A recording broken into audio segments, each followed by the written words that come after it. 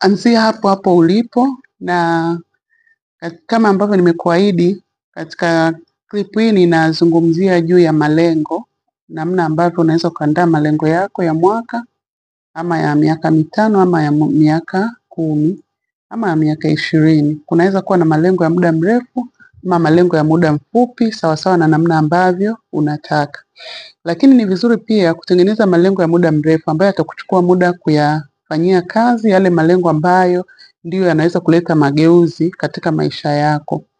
Na hayo malengo ya muda mrefu unaweza ukayagawanya katika malengo ya muda mfupi mfupi, kama katika mwezi, katika mwaka ama katika miaka miwili. Kwa mfano, kama unataka kuingia kwenye uwekezaji mkubwa ambao unahitaji mtaji mkubwa na unahitaji labda eneo ambalo lazima uweke biashara yako, unaweza ukaamua kuliweka hili kama lengo la muda mrefu.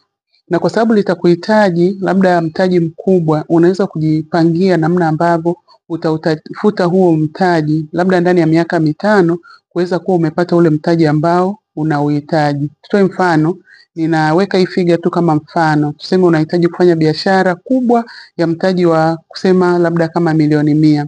Ina maana unaweza ukaliweka hivi kama lengo lako la muda mrefu. Lakini hii biashara itafanyika wapi? Hilo linaweza kuwa lengo lingine, kwamba hii biashara nitakuwa naifanyia mkoa wa Dar es Salaam, lakini ofisi zake zitakuwa wapi? Hilo pia linaweza kuwa lengo la tatu. Mahali ambako utakuwa unaweka ni wilaya gani?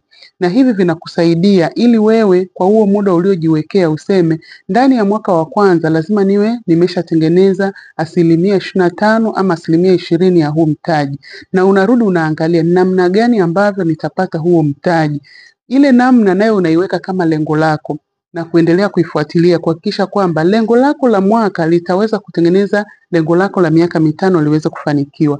Lakini lengo lako la mwaka huwezi kukaa tu ukasubiri mpaka mwezi wa 12.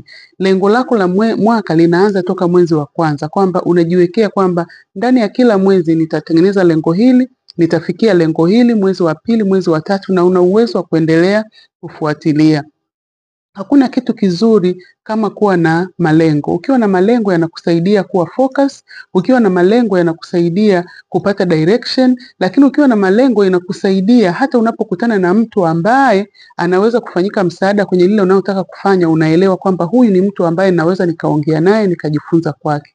Kwa hiyo ningekushauri kwamba unapokuwa unapanga vitu vyako hakikisha unajiwekea malengo.